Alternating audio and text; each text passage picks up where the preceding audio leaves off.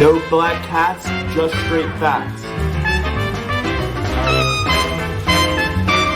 Triple P certified. Listen, we can talk about odds all day. It doesn't matter what the odds are. It matters what's gonna happen.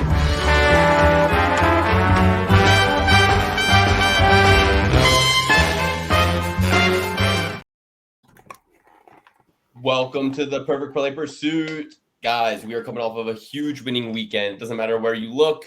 Winnings are to be found. We went 100% in the Triple P certified picks. 5 out of 5. Alex, Dan, and I all won massive amounts of money. We'll get into it. We're going to recap Grant Dawson versus Bobby Green. A lot to discuss, but we have a very special guest joining the show. Second week in a row with a great guest, guys. We got Tuvon Anthony. We got Axios. I'm going to say that wrong. THEAEOXIS. I keep looking at it to try to remember. THEAEOXIS is joining the show, guys. Big, important person in the MMA space. If you don't know, go look him up. I don't have time to explain. He'll be here shortly. But Bobby Green knocked out Grant Dawson. Dan picked Bobby Green. He was swayed by Alex, who led the charge. And even Joe Selecki jumped on board with them. I was the lone soldier on an island by myself with Grant Dawson. But Bobby Green got it done. First round knockout. The king is back. What a card. What a night. Dan, Alex, how you guys doing? Alex, we'll start with you. You had a big night, big weekend. Take everybody through it. Yeah, won $1,000 on the fights. I had a parlay with Aljeo, Bobby Green, Buckley, and who was the co-main? Piper. Piper by submission in one of my parlays without Bobby Green, actually. That one had Piper by submission, Linz. That fight was scrapped. Buckley and Aljeo. The other one I made money on, the most of my money, after the Linz fight was pulled off the card, I was kind of scrambling, put in a 4 or 5 fight parlay. It was Bobby Green, Joe Piper, Bill Aljeo, Joaquin Buckley. In total, won $1,000 on the night. Was a great night. Won $1,000 the next day on 5. No, just keep talking, dude. I'm just showing. On a 5-piece same game parlay on the Eagles.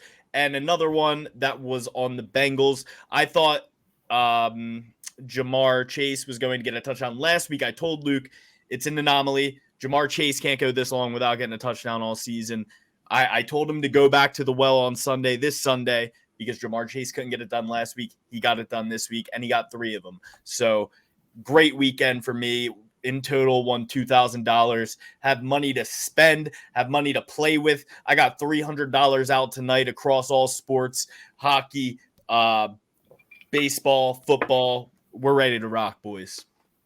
It's Red October. Dan, how the hell are you? I feel like I got to be the positive soldier, the positive angel, and just say, withdraw your money, cash out. That's the first thing I said to Alex. I withdrew. Don't give it all back to the casino. Stick to what you know. And don't go giving it all back right away. But Dan, I withdrew $2K right away. I left money to play with, though, boys. Don't worry, we're responsible. We're responsibly betting over here.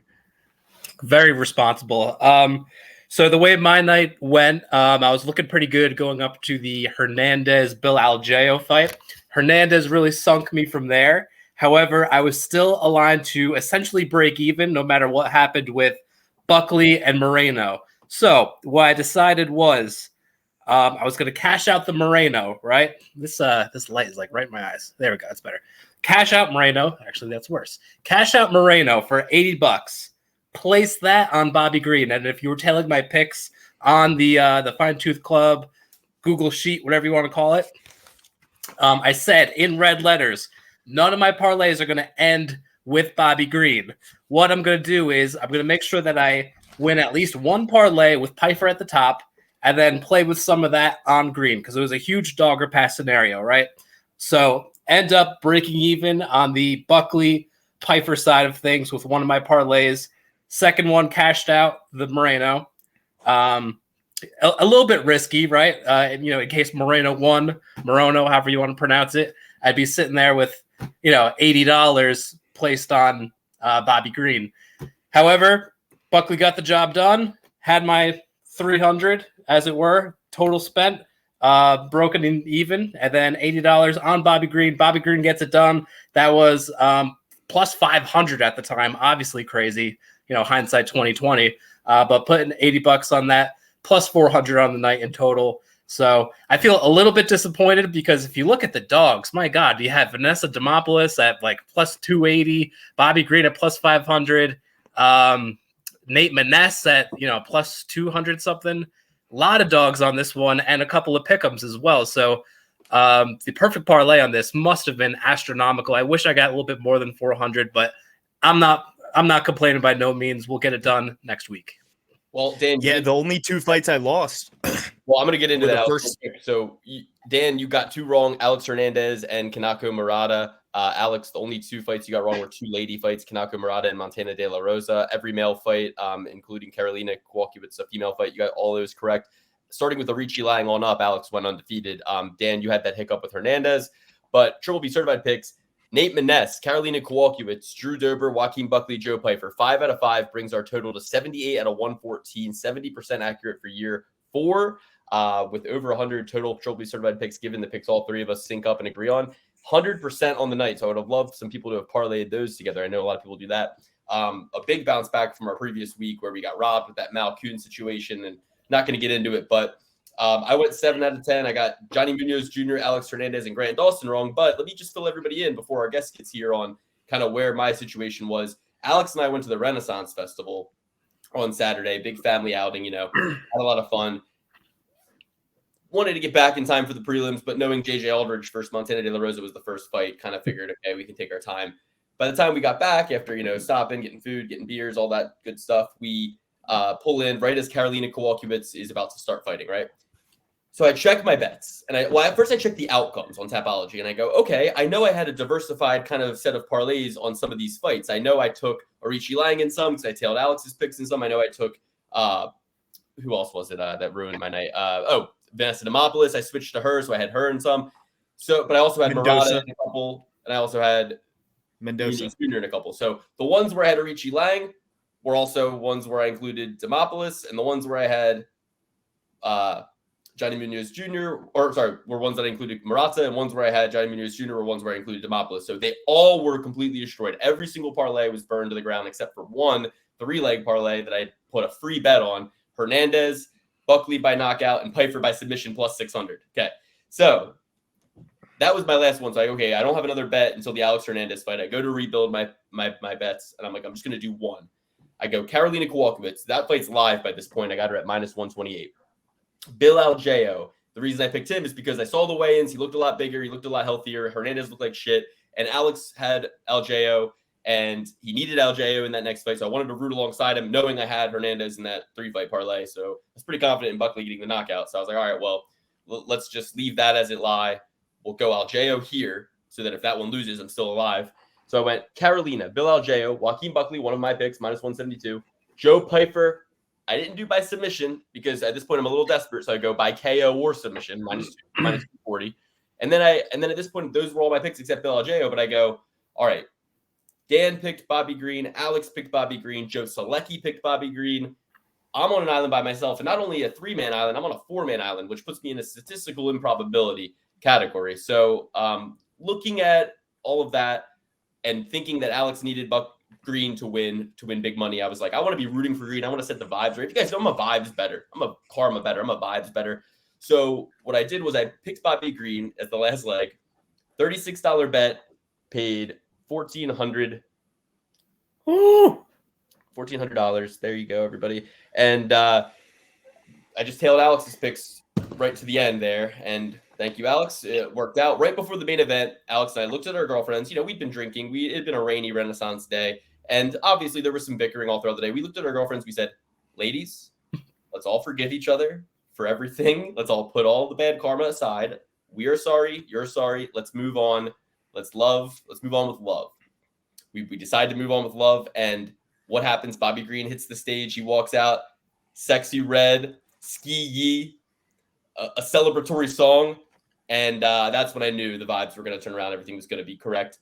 And that's how I know right now the vibes are about to turn around and everything's going to be correct, because we have our very special guest joining our show, Mr. Tuvon Anthony. What is up? Welcome back. How you doing? What's going on, brothers? How y'all feeling? We're feeling good. Awesome, man. You, man. What have you been up to? A lot of everything, I guess. A little bit of being funny on the internet, a little bit of playing out a lot more with my band, and I don't know, just trying to keep myself from being bored, man. You're the man. We're going to get into all of that. But first, Dan, Alex, say hello. I just want to make sure I do that because I know I monopolized the screen time a little bit, boys. How about Hello. this right off the bat? When is your next show? When can people see you live? Get you a little press time here. Let's see. My next show is in Baltimore. It's on October 20th at like an arcade called Map Technologies. A nice little spot. They have consoles everywhere. Every so often they throw some shows there, and it's like a little gaming event called Game Over, I believe, and it should be a good time. A bunch of video game cover bands, and then there's me that like does video game stuff, fantasy stuff, and then sometimes your occasional Disney cover. So yeah. Beautiful. Nice. If you're in the Baltimore area, check him out. October 20th. Sounds good, man. Beautiful. Tuvon, I don't know if this is just my screen. He froze a little bit. I'm going to remove him, put him back in while we get these connection issues reestablished, guys. Let's see. We'll get him back in 1 second. I'm actually going to reconnect mine to Ethernet. Guys, talk amongst yourselves for a quick second. Yeah, so I am really jonesing to figure out what that perfect parlay was. We got 3 huge ones. Now Alex is frozen. Now Luke's frozen as well. Am I frozen? Yeah. Or am I the only person that lives in a society over here that I have good internet? Anyway, I'm back. We're hardwired in. I'm hardlined in. All right, you're good now. You're good. Alex is still frozen. Still working on Tuvon. So one thing I want to say before Tuvon gets back is, look, Karolina Kowalkiewicz was on a 4-fight losing streak, everybody. And when I came back, I was on an absolutely, he's coming back. Just got the message. So Karolina, 4-fight losing streak, women's division, turns it into a 4-fight winning streak. And that was the fight that I came back to see my village was completely burned. Everything was in ruins, and I had to rebuild it. Guys, I was in a desperate place. I was in a low-down, fallen state. And what I did was I picked it all up. I found the survivors. I rallied the troops. I said, we can rebuild. We can do this. And Karolina led that charge. And I just want to give a shout out to Karolina because at the end of that fight, Karolina was crying. She was so happy. I just want Karolina to know that there's been a few times I've done this, but this was one of them. When you won that fight and you were celebrating in that octagon, I pointed to that screen. I looked at my 1-year-old daughter, my 1.5-year-old daughter. I said, do you see that woman on TV right there? Do you see that woman? That's a hero. Okay, that's what I said. I said, that's a hero. That's what a hero looks like. So, Erin Blanchfield, Danielle Kelly, Karolina Kowalkiewicz, you've joined the Mount Rushmore. We have 3 on there. We're looking for a 4th. But welcome, lovely ladies. You said, I hope everybody's proud of me. Everybody's supportive of you. I just want you to know, Karolina, I am proud of you. I am proud of you. You did it. You can retire today, and I will sing your praise. I will laud you to the skies until the end of my days. You did it. You turned it all around. You don't need a world title because what you did was hard enough. To win 4 in a row in the UFC is so hard. To come back from losing 4 in a row in the UFC at 38 years old, a tremendous feat. So I'm incredibly proud of Karolina Kowalkiewicz. It's only fitting that she led the charge. And really nothing else to say. What the fuck? I led the charge. What are you talking about? You fail to mention that you just listen to your brother for once in your life. And I saw you in the mud. I saw you in that muddy Renaissance fair. I said, brother, we're going to get out of this together. I gave you a hand. I pulled you out of the mud. We got it out the mud. We won all the money. All thanks to me. All thanks to me. You're welcome. Like I said, KK was Triple B certified. Karolina was Triple B certified. So that's how it all started. And then, with Aljeo, I saw the weigh-ins. You didn't really influence me there. With Green, yes, you and Dan and Joe Selecki did influence me. The picks just so happened to line up with yours, but yours just for once happened to line up with the correct ones. You know what I mean? So that's really what happened here. And with that said, Tuvon Anthony is back, and without audio, without video. I mean, he's the one with the blue check mark on his Instagram, guys. So his video should be correct. He's got the Illuminati backing him at this point. So, Tuvon, since you're not on camera anymore, do you want to tell us about that journey? Because you really blew up since the last time you came on this show. Just want everybody to know we were fans of his before anybody knew who he was. Okay, completely unknown. Okay, we were his fans, and now all of a sudden he's famous. Took him 6 months to even answer my DM, but we're here. We got him back. How has the journey been? And who approached you in a black suit? And are you completely co-opted now? Or are you completely just did they clone you? Oh no, not at all, man. I'm just doing my own thing. I'm free as a bird. Sometimes I can be a little overwhelmed, but that's about it. Like I'm just literally, kidding. I hope you know that. I can't gauge your facial expressions at this point, so it's gonna be difficult. But I hope you know that we're just joking around. oh, You no, look damn good in that picture, though. I'll tell you that. no, funny thing about how you mentioned it, it was tough to like get a hold of me. So apparently, I guess you guys are aware about Anderson Silva's son fighting Bane, right? Fighting Bane. Yeah. Oh, Bane Davis? Yeah. Okay, talk about this. So here's the thing. I had absolutely no idea that it was happening, right? And then I'm on Instagram one day and I literally see him getting floored, and I'm like, wait, like Ben? Like our Ben? And then I go to Twitter because I hadn't been on Twitter in months, and he DM'd me, and he was like, hey, could you make like a diss track on on Silva real quick? I was like, God dang it, if only I saw that. I think you kind of made out pretty well because, no offense to Mr. Davis, but it's like that he's asking you. That would have been a bad look. He's asking you to really push a lot of chips into the center of the table against a pretty well-known family, a pretty well-known man in the sport, and beloved man. Yeah, 100%. I mean, I would push Alex in front of a bus if Anderson Silva needed a seat, and he's my own brother. So Ben Davis, I mean, get bent. We're not doing any songs. Silva's the GOAT. So I'd have done it. I'd have just went on record like, I just need y'all to know that this is not what I believe at all. This is commissioned work. Oh God. So anyway, we were just talking Bobby Green versus Grant Dawson.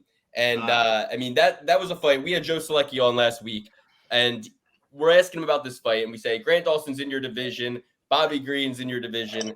And this is a fight that we all thought, maybe we get your take on this too. The lightweight division, how it's kind of rounding out. I'm like, Grant Dawson, for you, Joe Selecki, who we kind of look at as our champion here. We want to kind of give him the best pathway to the title and get a lot and, really ride his coattails to the top. So we told him, we said, Grant's in the way. Grant Dawson is in the way. And now he's in the main event, and we got to get him out of the way. You guys are similar age, similar kind of make and model of the fighter of the division, and you have similar opportunities. I think similar potential. So we went into this. I was thinking Grant's going to get the win, and Joe kind of agreed at the beginning. He's like, yeah, the pressure, all the things everybody was saying. But then it hit him that it was a main event, and he goes, wait, this is a 5-round fight. Bobby Green all day. If Bobby Grant's not going to be able to wrestle him for 5 rounds, Bobby Green's going to get him out of there. Round 4, round 5. So it wasn't round 4, round 5. He did get the finish, round 1.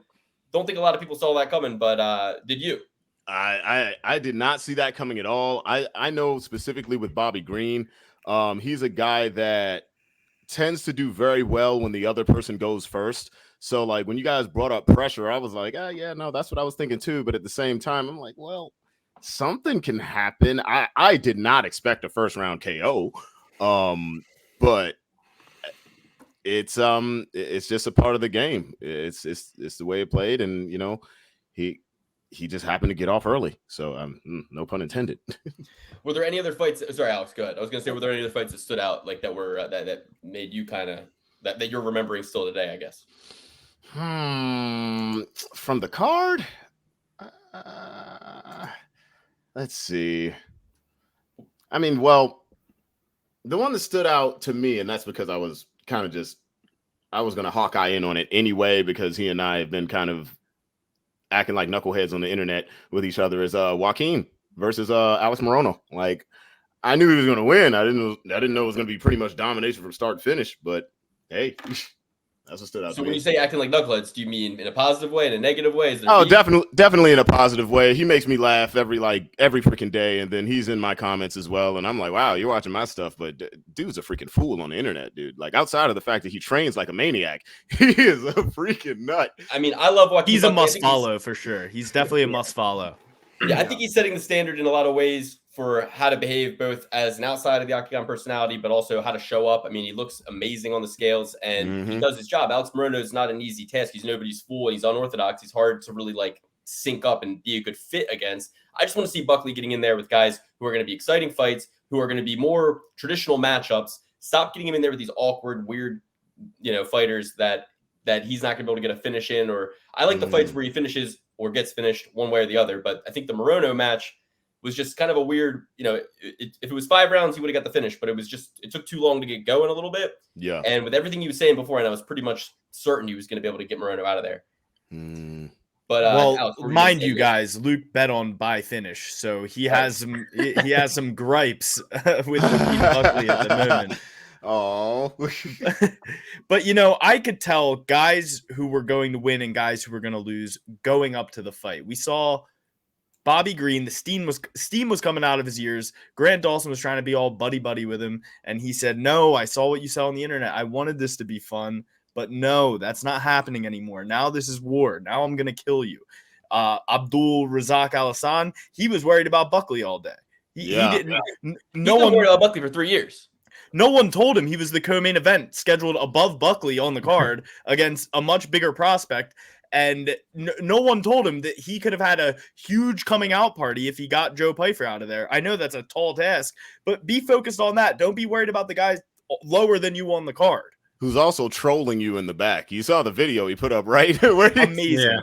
Amazing. I'm like, get out of here. The one craziest thing about that video was how long Al-Hassan's finger was, dude. It was like 13 inches long. That thing looked like a Slender Man finger. Like, sir? Well, we got two Van Anthony here, everybody. We're going to do a breakdown of a card that I know everybody's excited about. UFC 294. Islam Makhachev taking on Charles Oliveira.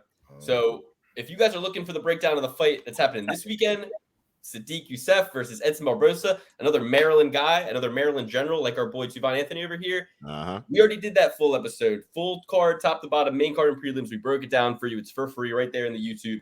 We're going to go through it again in the Patreon. We're going to go through it again in the Fine Tooth Comb Club. Join if you're not in there already. We had our open bet sheets last week.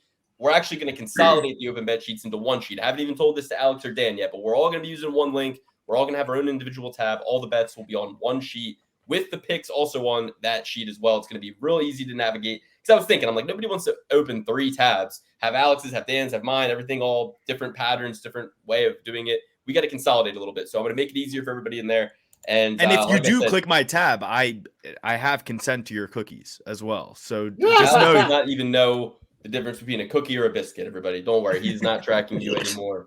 We're probably being tracked, honestly. Don't start with them, Alex. They'll send you a link in the Discord. You'll click it. They'll have all your Bitcoin. So be careful with these folks. Sadiq Yusuff taking on Edson Barbosa this weekend. We already broke it down. We're going to get into the next week's card. But I want to get Tuvan Anthony's take. If you want to get our opinion, you got to go to the Comb Club, see, or go to the episode we just did. But if you want to see us break it down again, join the Patreon. But, you're a Maryland guy. And Sadiq Yusuff out of Lloyd Irving, we've been repping him. We've been supporting him. We've been big fans of his for a while, but now he's coming up against Edson Barbosa. And this is one of those fights, they gave Edson to Bryce Mitchell. They give Edson to guys who he's a bit of a gatekeeper at this point. It's the definition of the word, right? Not that he doesn't win in these spots. He's just coming off a knockout win against Billy Quarantillo, somebody who fights very well inside the pocket. Somebody fights very well inside the clinch. He made one mistake, man. He finished him. So Barbosa, 37 years old, almost 38. He's not out of the game yet. He's one of those ageless wonders. He certainly looks amazing. But he's coming up against the 30-year-old. We know that guys who are 6 years younger win at a rate of about 66%.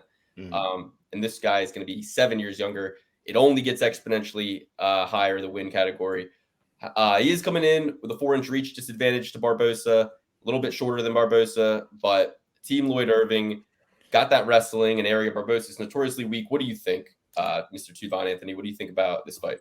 What I'm thinking about this is I think Sadiq will definitely play this very, very smart. I'm actually going for him to make this happen. I'm not saying that I see Edson slowing down any more than he has over the last couple of years, but it's pretty much out there at this point. Like, hey, you can't sleep on the man just because he's quote unquote out of his prime, or he's down the division that he used to be in. He was at 155 for a while, then went down to 145. Still shredded. Like I don't know how he made the weight, but I think honestly, Sadiq is going to play it smart and really utilize his wrestling. And even if he doesn't get specifically takedowns or anything like that, I think it'll be more of the threat that he utilizes. more than anything. And, that's a very powerful tool, the threat of the takedown, rather than just the takedown itself, copy and Chael Sonnen a little bit. But hey, I'm putting it on him. I think that if you really want to move up in any way, you got to have a mentality where you're going to go through people in a position like a Edson Barbosa. So I think Sadiq has that mentality. He's very no nonsense. There's a reason why he rarely touches gloves, So I'm on him. Well, it's funny you say he's no nonsense, because if you subscribe to his YouTube channel, okay, that's a little different. He's about a lot of nonsense. He's also another must follow. He's the best. My only worry, I think, in this fight is and I'll get into this in the Fine Tooth Comb Club. I actually should shut my trap, but just that Sadiq plays the game a little bit, gets kind of hypnotized by the striking game, and the rounds are close, and he doesn't go for the wrestling. I think that I need to see a takedown attempt in every round if I'm gonna. But then again, if without securing dominant position in today's judging criteria, the way that a takedown attempt looks, if all things are equal on the feet, I think in a lot of these judges' minds, they go, oh, he wanted the takedown and failed to get it. He's chasing him around and failing to accomplish his mission. And the striking looks pretty equal. Edson obviously is going to look smoother and cleaner on the feet, probably, you would think, right? So, if he's snapping leg kicks and stuff in there throughout these rounds and banks 3 of them, it could be a controversial decision favoring Barbosa that people are going, that was a robbery, right? So, I think it's the X factor element. Like, we haven't yet seen that from Sadiq Yusuff. I got to shut up. We got to break this down in the Comb Club, the thing people pay for. Let's go through the free card, UFC 294. Because I'm hinting that I'm going to switch my pick. This is a little crazy. I didn't think I was going to do this. But as I get talking, things happen. So we got an exciting card coming up this weekend. But we got to get ahead of the odds. We got to break down what's going on in Abu Dhabi. I'll let our esteemed guests take it away first. UFC 294 taking place on the 21st, the day after your concert. 13 fights on the card. You don't have to stick around for the full thing. You can just take us through the main card if you want, just the main event if you want, whatever you have time for. But we're happy to have you give us some new looks, some new takes. And first fight, championship fight, Islam Makhachev, the rematch versus Charles Oliveira. It's Charles's it's both of their second fights since they last fought. Alex Volkanovski coming up short against Islam in his last fight, and Charles Oliveira defeating Benel Dariush. So Charles is 34, Islam's 32. Everything else is virtually identical height-wise. The reach, Charles is going to have a 4-inch reach, but it did not help him last time. He's the one who got dropped on the feet. Tuban, what do you think? Oh, that's exactly where my mindset is at. A lot of people thought that Oliveira was going to have the striking advantage specifically going in, but when we look at who was more effective, who was more efficient in that scenario, it was Islam, just kind of from pillar to post. And, Charles did in the last fight what I was hoping he would do, which is, be in his face, and not show that fear that a lot of people kind of show when they're going up against the Dagestani wrestlers, like, Habib and anybody with Magomedov or anything in their name. And it's a really it's a heavy scenario, because it's like, this is a point where a lot of people are like, well, Charles is hungry. He wants it back, and he's got a point to prove. Like, yeah, but he fights like he has a point to prove all the time. He literally fights like he has third world problems. You know what I mean? So it's like, I don't exactly know right now what he would do different, because everybody and their mom from the beginning of time has always said, when it comes to like the Dagestani wrestlers, oh, you're going to need a very, very high level jiu-jitsu dude to beat them. But we have absolutely no proof that that's the case. No consistent proof anyway. So I think if this is going to go Charles's way, he's going to have to make some better decisions, specifically with the striking, because he can be reckless. I mean, think about how many fights he's gotten dropped in, and sometimes it's like he'll be either winning, get dropped, and then wins.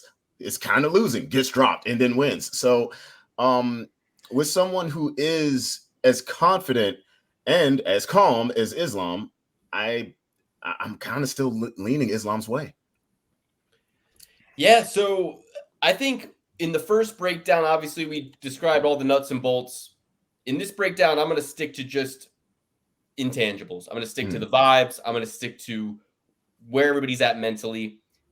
I think that what people are missing here is that Charles said yes to this. I think what people are missing is that Charles is going back to Abu Dhabi and that he thinks he can win.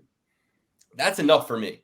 In a game of inches, in a situation where both guys on any given Sunday and any given weight class can kind of come away with it, I think that you're giving the underdog odds on a former champion who is more motivated than ever, knows it's his last opportunity, and the guy who he's fighting is coming off of a very lackluster performance against a much smaller guy.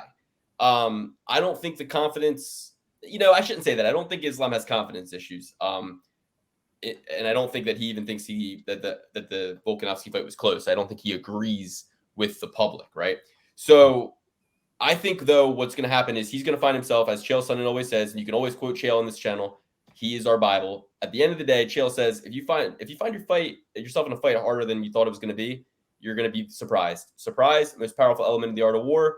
And at the end of the day, if Charles can pose even a little bit more of a threat than he did in the first fight, Islam is going to be surprised, caught off guard, and things can unravel very quickly from that place. So I think we're going to see a trilogy with these guys. It's going to become one of the great rivalries of the modern era. And Charles gets it done emphatically. I think he knocks him out. And I just see it happening because I think Charles he's doing all the right things. He beat Beneil Dariush, and he's now going there again. He knows something we don't. So I'm taking Charles Oliveira. Luke with his fucking crystals behind him, talking to Dr. Strange, seeing the one possible outcome that Charles Oliveira beats Islam Makhachev is crazy. I'd love to take the sexy pick here and take Charles Oliveira, but it's not going to happen. This is going to be Islam Makhachev all day. He dropped him in the first fight on the feet where everybody said that there would be an advantage for Charles. No, there isn't. The threat of the takedown, as Duvan said earlier, the threat of the takedown is so powerful that Islam Makhachev could knock out Charles Oliveira just as easily as Charles Oliveira can knock out Islam Makhachev. And Islam Makhachev is just going to smother him on the ground and probably finish him. Islam Makhachev is going to win this. It's not going to be the greatest odds, but it's going to happen. Yeah, I really don't like this from the betting perspective at all. Kind of similar to last weekend. And here's why. I like what Luke was saying about the surprise element, and I do think that Charles is going to have a better showing this time around. I also think that there's a possibility that there's a little bit of a blueprint that can be followed by Volkanovski in their last fight that maybe Oliveira can take from. If this short little Australian guy, not exactly known for his jiu-jitsu or, obviously he has good, wrestling, grappling chops, but not world class by any means. If he can find a way to, keep it on the feet or even have advantageous spots on the ground, I think Oliveira could learn a thing or two and maybe, put it to work in the fight itself. I do lean Makhachev at the end of the day, just because, he got the finish with the submission. He had success on the feet. I think that the wrestling in general is more advantageous against a jiu-jitsu style wrestler. And again, as Duvan said, Oliveira puts himself in some pretty, precarious situations just through shooting himself in the foot, with being a little too aggressive on the feet, let's say. I'll go with Makhachev, but I could really see it going either way. I don't want to have too much skin in the game.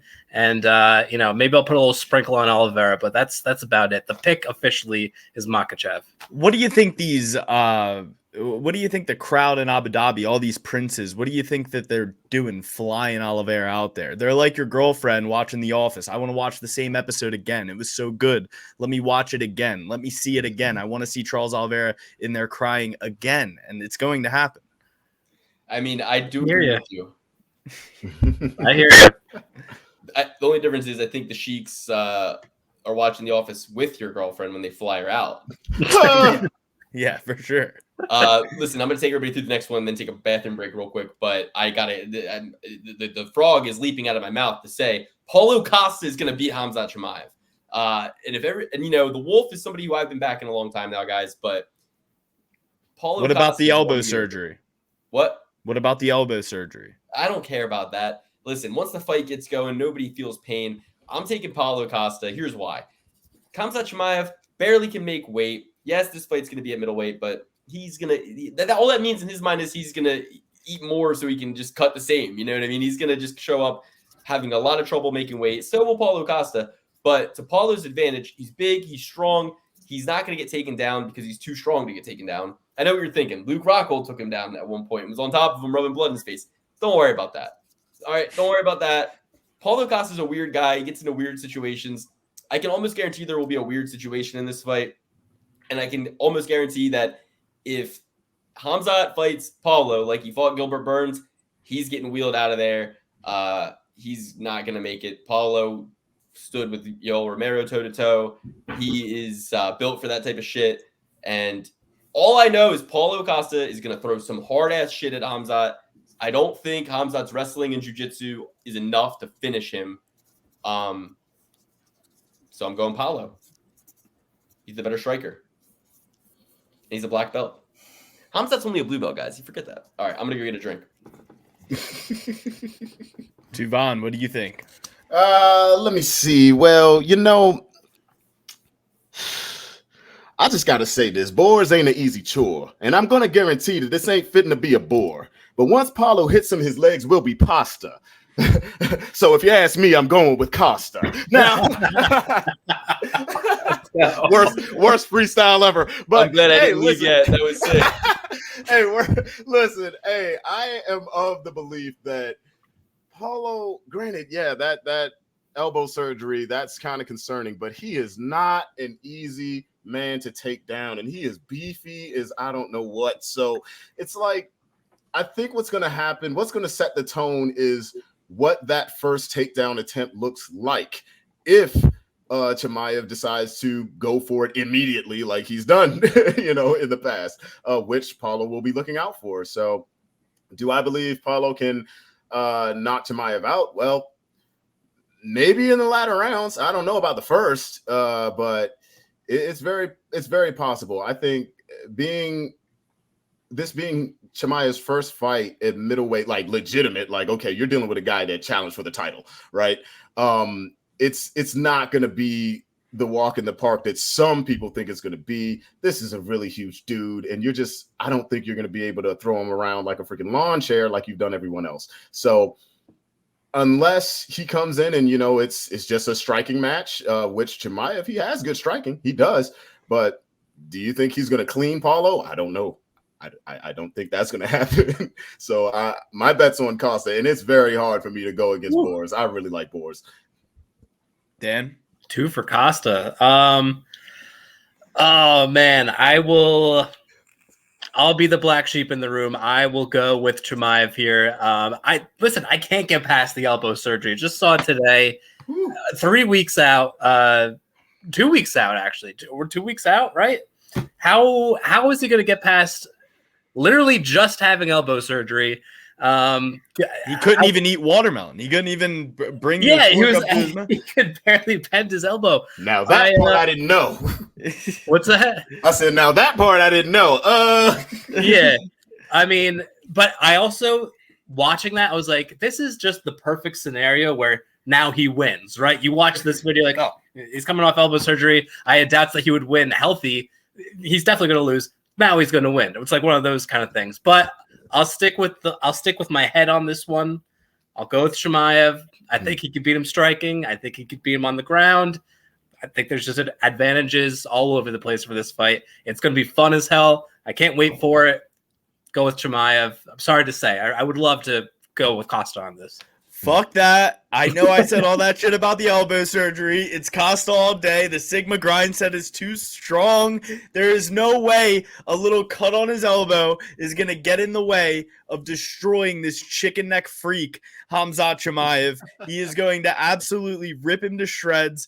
That neck is too small. Look at Paulo Costa. He's built like an Adonis. If that guy loses fights, hey, we're all doomed. All right. He can take anybody's girl anytime he wants, and he can still lose fights. He is going to win this. He is going to knock Khamzat out. Because as Luke said, last time he went in against Gilbert Burns, if he fights an even relatively close fight, that even as close of a fight as he fought with Gilbert Burns, Khamzat Chimaev is putting him away. He's on the secret juice. No, the secret Costa's juice putting him away. Yes. Listen, Paulo Costa's think put him about away. this, The secret juice is going to heal that elbow in 2 days. dude. Paulo Costa is not Kevin Holland. He's not a skinny guy. Like, Paulo Costa is not going to get lifted into the air and taken down and submitted like Kevin Holland did. And if that can't happen, we know it's going to be a fight. And if it's going to be a fight, the way Hamzat gets into fights like he did with Burns, he thinks he's invincible. These guys are going to both come in weighing 208 pounds. They won't even make the light heavyweight limit, and they're going to be so confused. The UFC is going to take 30% from both of them and give it to the other one, and it'll all one hand washes the other. They're both going to miss weight. Who the hell cares? Dude, and not only that, I mean, you have a situation where Paulo Costa has a little bit too much Diaz brother in him, where he might just like lose the fight but say he won, like he's got that kind of whole thing going too. So I hate betting on guys like that, but if you're going to give me huge dog odds, I'll take it. All right, next we got Magomed Ankalaev versus Johnny Walker. Alex, what do you think about this one? Magomed Ankalaev versus Johnny Walker. Give it to the guy who's taking down the timestamps. Yeah, that's smart, Luke. That's really good. I'll take everybody through the tail of the tape. 31 years old each, 205-pound matchup. Johnny Walker's going to have a 3-inch height advantage and a 7-inch reach advantage. He is the boy with the long limbs. He is coming out there with as long as his arms are. I'm trying to figure out how to say this. The difference in reach is also the difference in IQ. I think that for as smart as Ankalaev fights is as dumb as Johnny Walker fights. So these guys, Ankalaev coming off that draw, wondering why he can't get. He literally said like after that draw, I'm pretty sure he said it was anti-Russian propaganda. Yeah, he tried to take his ball and go home. He's one of those salty, boring Russian fighters who thinks the world's against him because he's Russian, not because he's a wet blanket in there and doesn't entertain. Yeah, he was a little crybaby. He was going to take his ball. He was going to go home. He did not want to play anymore. And for that reason, I'm going with Johnny Walker. Johnny Walker is going to go out there and play the bongos on his head. He's going to play the bongos on his head like Paul Craig. Magomed Ankalaev, yeah, he's going to try and sit on the outside.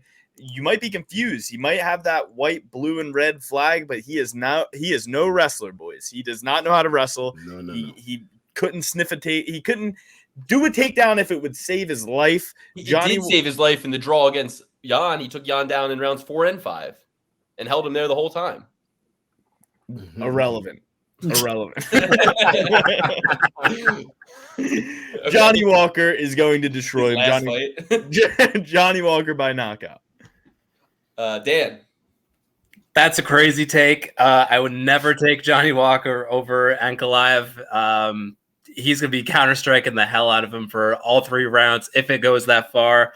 Easy pick for me. Ankalaev, not even deserving of all that much analysis. Yeah. Tuvan, what's your thoughts on this? I mean, if you have anything. Yeah, guys, let me tell you guys about somebody who has the lupine the third body style like Johnny Walker. When they're on, and they both have similar opponents. They've both fought Anthony Smith and they both fought Iwan Kutalaba. And it's when I look at that, see how both of them fight, see how both of them win, see how both of them go when they're on. I will definitely say I'm going with Ankalaev. I can't do it. I can't. I love Johnny Walker. I love him to death. I'm like, you feel like you're Spider-Man in there, but you're not. And it's okay. It's okay. Man, I couldn't agree more. I love Johnny Walker. I picked him to win against Paul Craig, and I picked him to win by that exact finish. I was like, Paul Craig's going to be diving for guard, and Johnny Walker's just going to club his head like he's playing the fucking bongo drums, and it's going to be over. And that's exactly what happened. And then with Anthony Smith, I said the same thing was going to happen. That's not what happened. He falls into this pattern sometimes. He's out there in the SBG Ireland gym, and he gets into this mode where he's now this Muay Thai fighter who was paid by the fucking Muay Thai Mafia to have an easy decision, and the fight goes the distance or something. I mean, like, it looks like he doesn't even try in there sometimes. The fight with Anthony Smith comes to mind. The fight with Thiago Santos comes to mind. Speaking of common opponents, they both fought Thiago, and that was a chip shot for Johnny Walker. I mean, he was 10 years younger than him or something like that. A tailor-made matchup, a guy with no knees. He's not going to try to take you down. He's stiff as a board, and you couldn't put any activity on the board. I don't care that you lost. I care that you didn't try. So for that reason alone, Johnny Walker's untrustworthy. And I'm going to have to go with Ankalaev. I'm hoping that we can get him at some decent odds. I hope that they're with the 3-fight winning streak, the reach advantage, the personality, the exciting factor. I think that people maybe will maybe move the line a little bit, make this more of a pick 'em if Johnny opens as an underdog. I'm hoping that's what happens because I'd love to get some value on Ankalaev. I think he's a shoe-in here. I think it's like a perfect kind of fight for him. I don't think that he's dumb enough to get caught in some of the wildness that Johnny's going to need to happen to win. So Anthony Smith fight is also irrelevant. We did not know that Johnny Walker came at Anthony Smith's family. If we knew that, we might have not taken it by knockout. Oh, man. Johnny didn't know either. Hey, dude, let me tell you something about Johnny Walker. You guys are absolutely right. He either is going to do nothing in there or he's going to have Toon Force. He's going to fight like the outlines in Ed, Ed, and Eddie, where they never stop moving. And I don't know which one we're going to get, but yeah, no, definitely Ankalaev. It feels like if we say this about a couple fighters in the UFC, where it feels like if you were piloting them in a UFC video game, you could beat Ankalaev. You know what I mean? If you could just use their attributes, but just hold him back a little bit and just sort of like fight smarter, then maybe. But I just think that, yeah, exactly. I think Ankalaev is just going to be a little too cerebral in there. He's going to know what he needs to do to win. It's only a 3-round fight, so I think he'll be able to do it.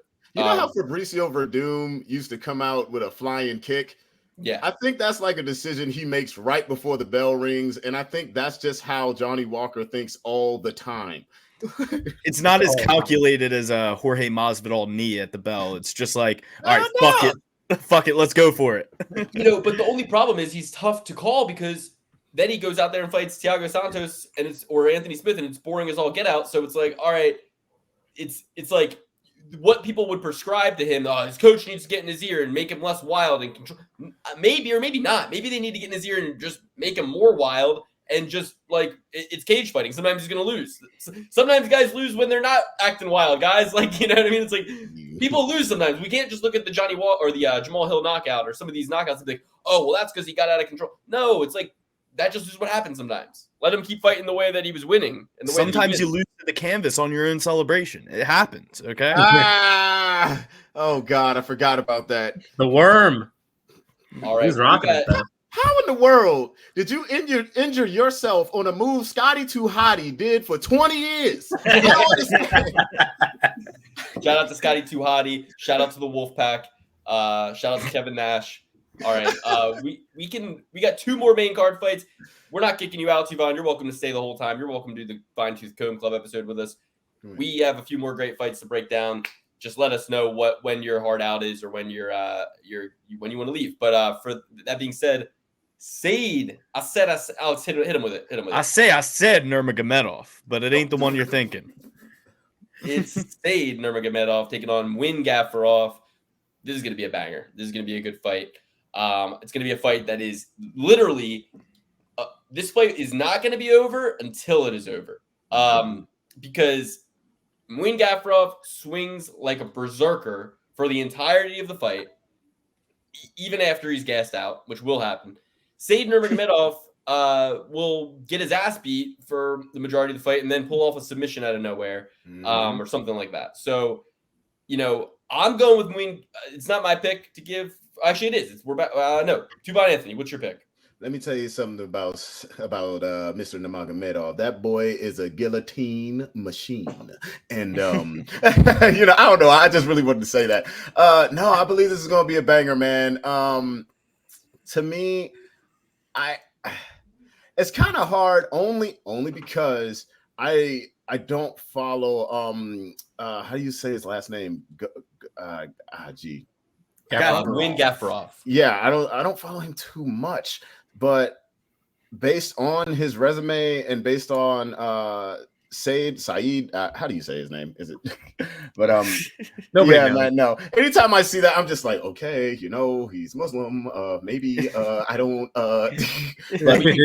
We could do a whole who's on first bit. How do you say said? Oh God, Said. What's your name, homie? No. I think this is just one of those fights where I personally wouldn't bet on it. I'm just gonna sit back and watch the magic happen. I don't want to automatically just jump on the Nurmagomedov train and say, oh, well, he's got the last name. Here we go. But I'm thinking I'm just going to lean more over this side. I mean, he fought Howney Barcelos. He lost, but he still fought him. So you take that man to decision. Granted, you know, Howney's kind of older, but hey, I'll give it to that. And he's coming off a loss, man. You know, I think that's going to put a little bit of a fire on his ass. I don't think he's going to come in there to lose twice. He's never lost twice in a row, except in his amateur career. So, yeah. All right, so that's one for Nurmagomedov. I'm going to go with Muin Gafurov, only because I went with him in his debut. He was an underdog in that situation. I know Tajikistan backs their fighters to an insane level. They will fill a soccer stadium to watch this guy fight on TV.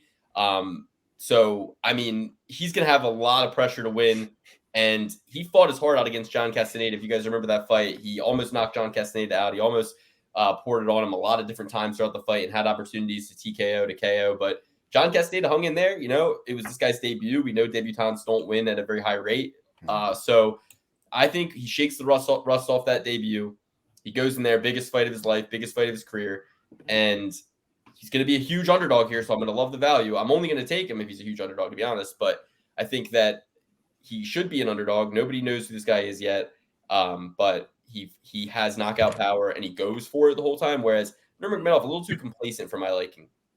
But I want to make a correction. I did say that Nate Maness was beating State Nurmagomedov up until he got guillotined. That was Sajikub Kakramanov. Sajikub Kakramanov was whooping Nurmagomedov's ass and then got caught in a guillotine after banking like 2 good rounds.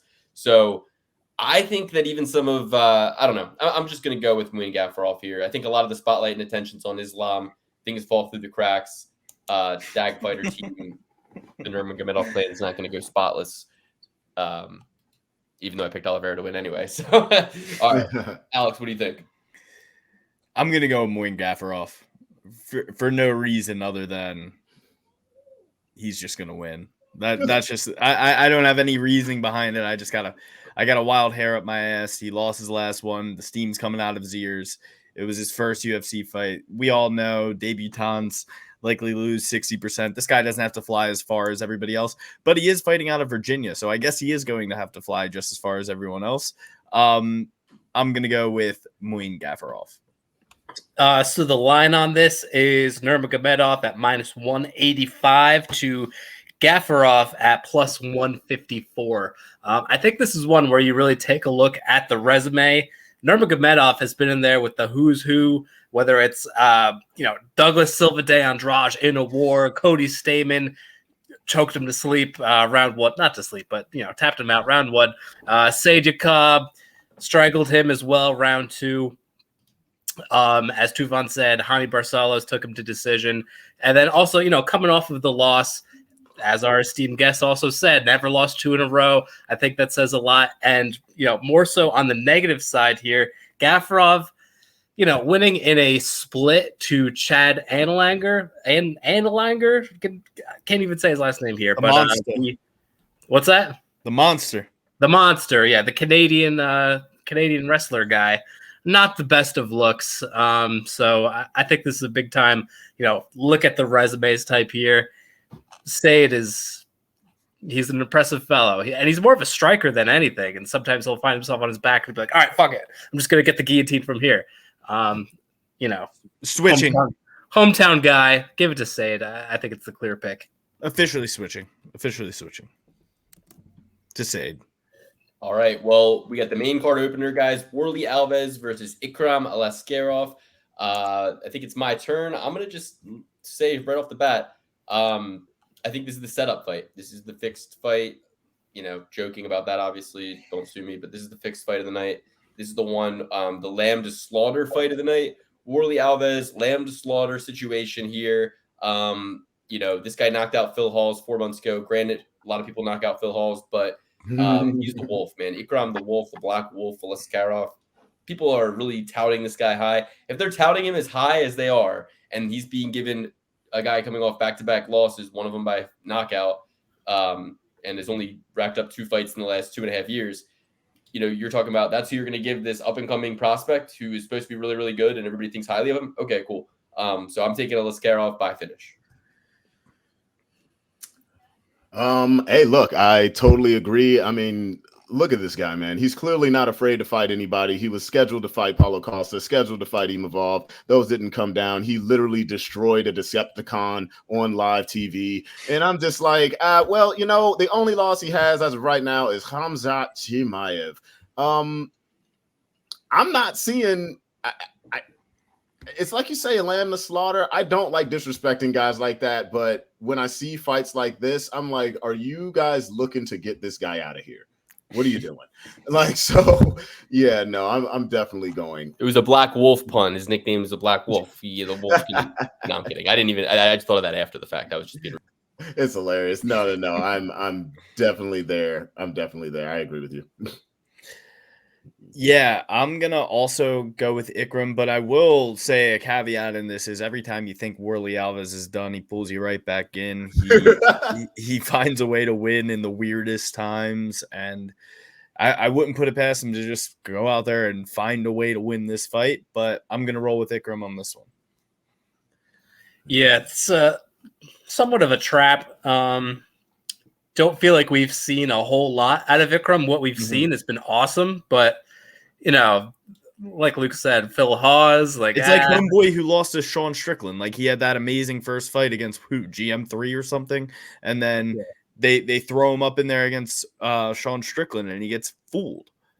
Yeah, Alves is such a vet. He took out Colby Covington, and there was another prospect that was rising up that he dismantled. So I don't know if I want to have this on like every single parlay. I'll definitely sprinkle Ikram in a good chunk of them, but be wary on this one. I like Ikram, but I don't know. Alves is one of these guys that's really tough to get out of there. So, all right. Well, with that takes us through the main card. I'm going to take, that's the main card pick. So I just wanted to take a breather and take a look through the prelims. We got 9 prelim fights to break down. I want to check on time. We're coming up on an hour here. Tuvon Anthony, is there anything you want to plug? Are you hanging out? You need to go? What's going on? I'm probably gonna step because I got a couple of projects that I got to finish off. I got like an illustration piece and an animation piece I got to work on. But as far as plugging anything, like I said before, if you're in the Baltimore, Maryland area, I have a show on the 20th in Baltimore, Maryland at Map Technologies. Come play some video games and come hear some fun music. Other than that, still doing fun stuff on the internet, still doing like MMA influence stuff, anime related stuff, and let's just let the good times roll, man. Hey, thank you guys so much for having me on once again. I would love to be back to talk a lot more stuff with you guys. You guys were amazing. Thanks for coming on. Love having Thanks for coming on, man. Appreciate it. Invitation, my man. And listen, AEOXIS is the Instagram handle. Everybody say that for me real quick. AEOXIS. THEAEOXIS. THEAEOXIS. That's right. I always look that up. Hey, man, I've been introduced as a Pokemon before. Somebody was just like, yes, we have Deoxys coming to the state. I was like, there's no you know what? And I called myself that for the rest of the night. Like, that's crazy. But yeah, no, thank you guys. Well, it's always a pleasure having you on. Thank you so much for joining us. And like I said, anytime. So everybody go follow him on Instagram, AEOXIS, and go check him out if you're in the area. Let him know the Triple P sent you. All right, guys. Peace, love, and blessings. Peace. See you, Thank man. you. Have a good one. All right, now it's just us to take you through the prelims. Hope you all enjoyed him. Sorry about the audio-video issues at the beginning there. And Triple P Hall of Famer right there, Tuvon Anthony. Very much so. Go check him out on Instagram. He's the guy who did James Lynch's theme song. He's been on many podcasts around the space in the handicapping community, but also he's just he trains. He does it all. He's a jack of all trades. A renaissance man. We got a full slate of prelims to break down. So without further ado, Muhammad Mokaev takes on Tim Elliott. I mean, who's better than us? Somebody who's on the Mount Rushmore and then a 3-time PPP Fighter of the Year back-to-back. And I actually just got a DM from our guest next week. So Diehard MMA, Clint McLean, coming on next week. He said he should be okay, dealing with a little bit of personal stuff. But, that aside, I don't think you should say that out loud. No, I didn't say what he's going through, but he said he's got some stuff going on that could interfere, but all best wishes to Clint. He could be on the show next week. So Diehard MMA. Think he was setting the seeds to bail. He is definitely laying the groundwork for. I respect it. It is okay. Two things can be true at once. He could be going through personal stuff, and he could also be cushioning the fall for a bail if need be. I respect both. I'm fine with either. But yeah, we've had a lot of good guests on the show, and I think it's if you think about it, we've only had more and more UFC fighters, coaches, great guests, and our guests are only getting more and more successful themselves. So you see, James Lynch was being essentially blackballed by a one Ali Abdelaziz at the Bellator event. He has been blackballed by Ali Abdelaziz for What happened years. there? You gotta check out his came YouTube out video. about it. Go check out James Lynch's YouTube channel. Give him some support. Private consultant for the show at one point. Very, very good guy. The Triple P wouldn't even exist without him. He is the reason. No, I'm kidding. But it would be great if we put it all on him. Ian Gary like attacks him. He's like, "So you're the reason the Triple P insulted me wife." We never insulted your wife, Ian. We never insulted her, but she did insult me, and I do expect an apology eventually when her head cools. A public one too. It can't be in private. Sorry, but yeah, because she insulted you publicly, so she must apologize publicly. She can't come out here and just DM you and say, "Hey, Lukey Maine, I'm sorry about all that stuff I said about you and your family, blah, blah, blah, blah, blah." She has to go on like an Instagram live and address it publicly. Well, let's get into the next fight. Mokaev versus Tim Elliott. Tim Elliott, a guy who really impressed in his last outing, wouldn't you say? Tim Elliott either impresses or depresses a lot of us, whether it be talking about his tales of despair or through his fight game. Yeah, but Muhammad Mokaev, he might have a bounty on his head. I'm surprised he's going back to Abu Dhabi after he did that Prince. He said second round submission. We thought we had the inside intel. We saw that. Right, video. yeah. Remember in the embedded video, Muhammad Mokaev says the Sheiks contacted me and they said they'll give me $50,000 if I get the submission. And he was going for it. He was going for it like somebody said that he would get $50K for it, but Charles Johnson did not oblige. But he's been all submissions ever since. I'm counting $150K. And I think, what do you think? Because Tim Elliott, we like to reward good behavior, and he was a big underdog against Vince. He was a dog, I think, against Tagiru and Bekov and Victor Moreno, and I expect him to be a big dog here. Usually he succeeds, but 13 years younger, I'm not buying it no matter what the odds are. I want Muhammad Mokaev, and I want him by finish. Just got to wait and see what the Sheiks tell him to do. I love Muhammad Mokaev. After he fought out of that knee bar, let his knee get shredded, and then came back to get a finish himself, forever a hero, forever a legend. No one can ever shit talk him. He's got more guts, balls, heart, and more clout, in my opinion, than a lot of champions. You know what I mean? So that's a man right there, and that's a fighter right there. And anybody who wants to shit talk him is just misplaced. Fuck Muhammad Mokaev. No, I'm kidding. I'll say this though. He gets a lot of takedowns, but it seems like it's the holding part that's the issue, right? It's like keeping him down there. And Tim Elliott, if nothing else, he's like the ultimate squirmer. He can get out of anything, this guy. So I see a whole lot of scrambling going on in this fight. So squirmy. If you're gonna bet Mokaev, do not do finish. I feel like this is a prime spot for Elliott to at the very least survive. Like you're not gonna finish Tim Elliott. He's not wrong at all. When was the last time Tim Elliott was even finished?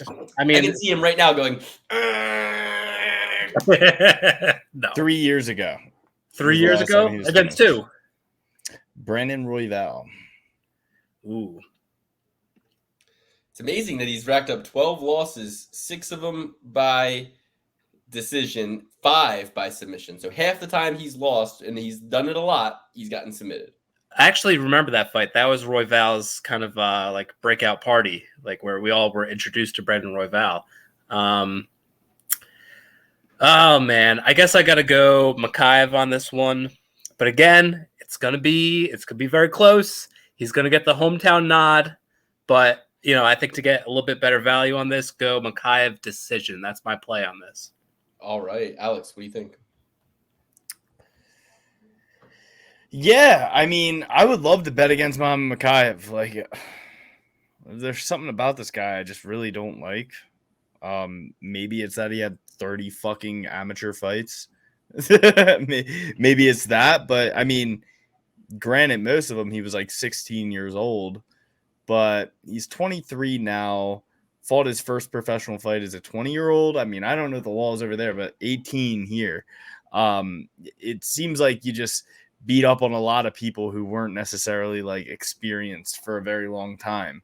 And even his professional record, first guy he fought, 0-0 professional. Let's see this guy's amateur record. Just take a quick look. No amateur fights. Oh no. He was 10-5 as an amateur. So not really the best amateur that you'd ever seen. Not one that went 22-0 as an amateur.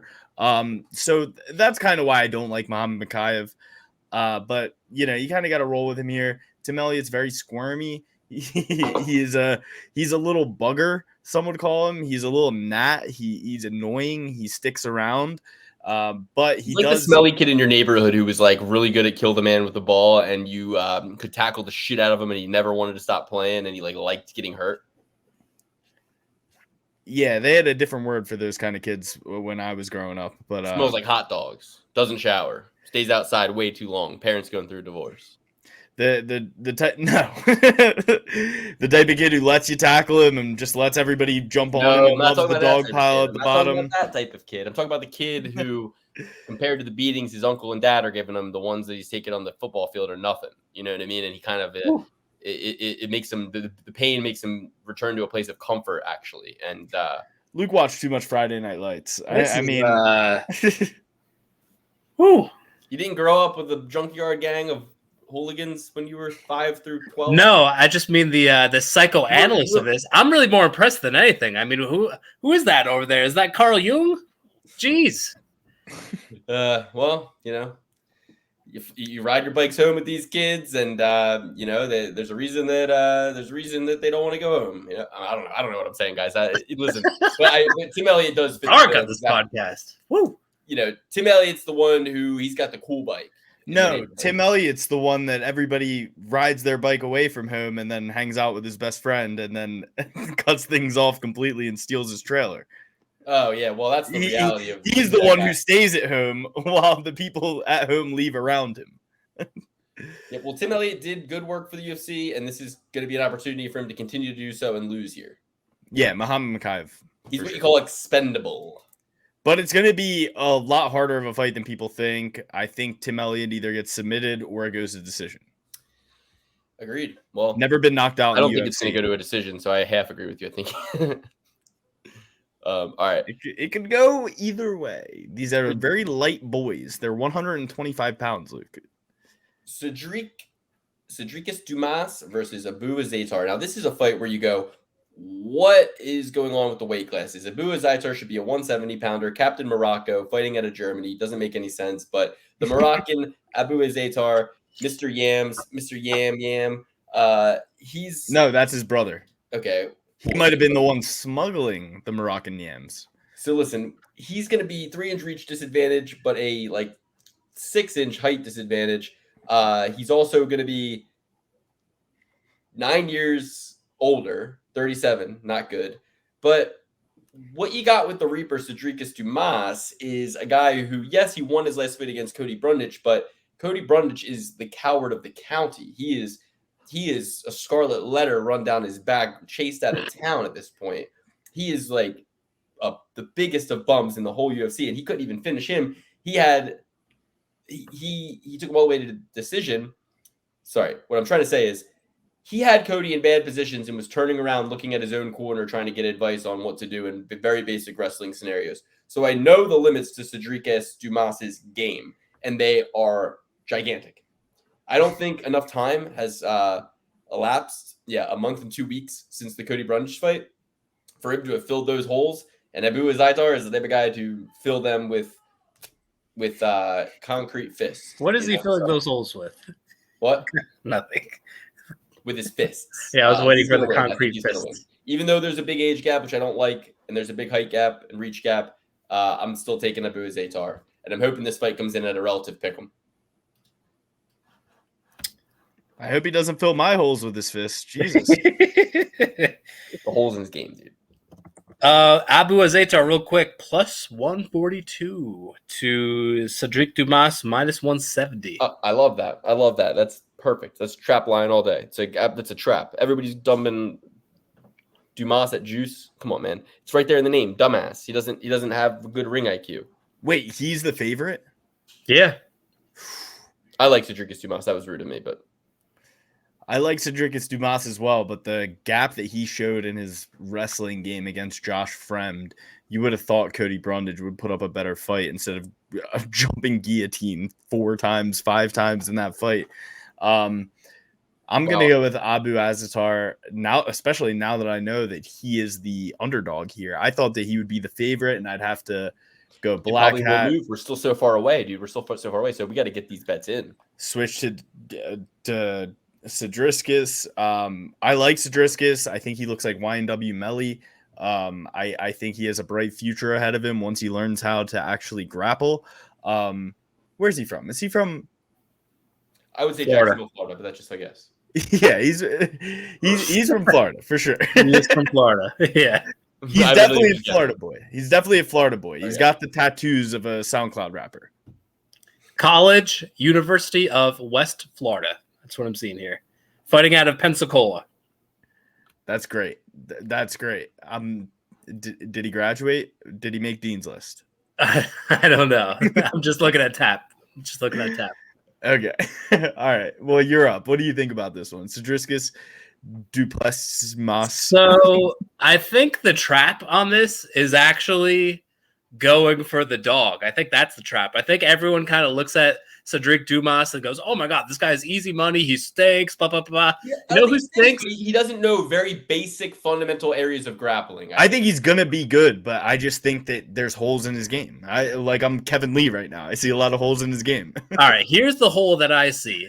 Any fighter fighting out of Germany stinks. That's the rule of thumb in the UFC. If they're fighting out of Germany, no matter where they come from, if they're fighting out of Deutschland, they stink. I've never seen a good German fighter except for Dennis, whatever his name is. Seaver. Dennis Seaver, my favorite fighter. And Dan, this is all tax evasion by Captain Morocco. Okay, he doesn't live in fucking Germany. Okay, he has never been to Germany in his life. Germany is pretty much a communist country. If you think you're saving taxes there, you're not getting. Yeah, there's no tax breaks in Germany. His Abu's record, his resume. I feel like this is another resume fight here. All of his wins are against 500 fighters. You've been looking at the tape. I don't think he's all that impressive. I think Dumas has all the intangibles, the speed, maybe the skill, like the technique and the skill level aren't up to par, or the octagon IQ. But I think the guy that's more of the dog in there, the guy that has, faster hands, better knockout ability, more of a fighter, a guy who likes to fight, I'll go with that guy. I think there's a reason why he's minus 170, and I'm going to roll with this one. I'm going to roll with the American on foreign soil. Let's go. Cedric. I want to say this. And was that an impression of Action Bronson in the Baby Blue music video? He's like, Floyd's a fighter. He loves to fight. The funny thing is that it's from Coming to America. He does an impression of the guy from Coming to America. In the barber shop. That's hilarious. That's a deep cut for me. What's really funny is that Cedric Dumas does look like a SoundCloud rapper, and all the fine folks of Dubai are going to be approaching him, trying to sell him jewelry that's way out of his price range, because he's actually just a UFC fighter and a very fledgling early stage UFC fighter at that. So he's going there to make $8,000 and $8,000. It's not even covering his family's plane ticket to fly out with him. And they're going to be like, "Oh, this guy, famous rapper, probably going up to him with like $220,000 worth of jewelry, like they sell to every other person who's in Dubai." Because why are you in Dubai? No one is in Dubai with that many face tattoos and doesn't have millions of dollars. Right. In America, you can see a lot of people with face tattoos might not have any money, but no one makes it to Dubai with face tattoos and doesn't have $1 million. You know what I mean? Yeah. Except Cedric Dumas. That's actually really funny. because he's making 20 and 20 at best. Fills up 1-0, boys. Fills up 1-0. Oh, shoot. Red October, baby. All right. We got Jinyu Frey taking on Victoria Dudakova. Jinyu Frey is very, very old, and Victoria Dudakova is very, very. So young. another woman that once she wins this fight, you're gonna look at your daughter and say, "That's a hero." Nope. I'm gonna look at Victoria. I'm gonna point to Victoria Dudakova, and I'm gonna say that's a hero. But Jinyu Frey could just as easily go on a 3-fight win streak right here. She's Not down interested. We have one of those already. We don't need a bunch of old ladies that we're proud of, It's one old lady. No offense. No, I do love Jinyu Frey. It's sad to say I did better in her last fight against Elise Reed 2 months ago, and I did think she won that fight. But the judges didn't, and if you keep it close with Elise Reed, you're the bum, not me. I thought that you could do something that, you couldn't do. What do I always say, though? Women in the UFC love their aesthetic. And what's more aesthetically unappealing than a double-digit loss column? And that stays with you for life. That's a stain. That's a tattoo that never goes away on your Tapology, on your Sherdog, on your Wikipedia. So she's really up against the wall. This will be her 10th loss. Dudakova, she finished Cecilia Nunes with that dislocated elbow injury thing that happened. That was her debut.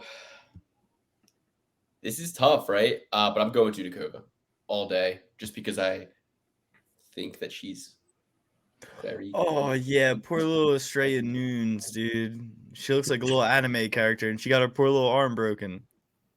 I like Victoria Dudakova. She's never done anything wrong to anybody. She deserves to be here.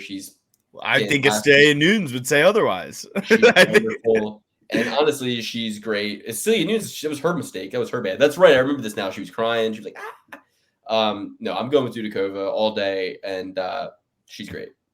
Yeah, no shot. I'm taking the old lady in this one. I already cashed all my old lady bets for the year with Karolina Kowalkiewicz last weekend. No more old ladies on my menu for the rest of the year. Don't let me bet on another old lady.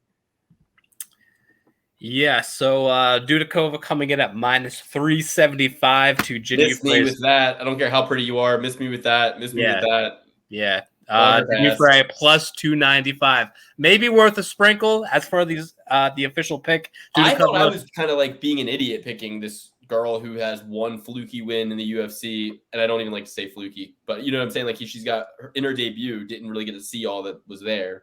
Well, we got a Contender Series contract out of it, so clearly the boss saw something that was. I know what the boss saw. What's that? I know what the boss saw. Yeah, TNA. Yeah. It's like, this is my second Rousey. Here we go. All right. It's yeah. 22nd Rousey. We don't know about all of them. Yeah. Well, just of that ilk. Go with Dudakova. She's the A side. The clear favorite here. Obviously, not something you want to be really messing around with too much. Maybe even a Jinyu Frey sprinkle here or there at +295. But the pick, Dudakova. Bruno Silva taking on Sharabutin Magomedov. Sharabutin Magomedov. Alex, this is your guy. The guy with one eye.